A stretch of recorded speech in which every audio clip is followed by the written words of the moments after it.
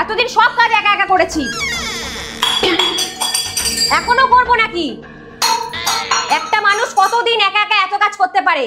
দিদি আসুন, আপনার জন্যই তো অপেক্ষা করছিলাম। নতুন বিয়ে করেছেন, এত তাড়াতাড়ি ঘুম থেকে উঠলে হয়?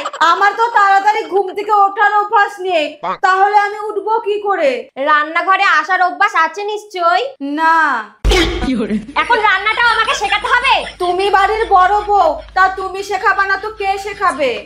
আইডিয়া, শেখানোর নামে ওকে দিয়ে সব কাজ করিয়ে নেব। কি করতে হবে বলো? প্রথমে গ্যাসের সামনে যা। প্রথমে গ্যাস জ্বালাবো তো? এই গ্যাস বন্ধ কর বলছি। আমি যা বলবো তাই করবি, একটাও যেন ভুল না হয়। ঠিক আছে। বাটিতে দেখ আটা আছে, ওটা আগে মাপ।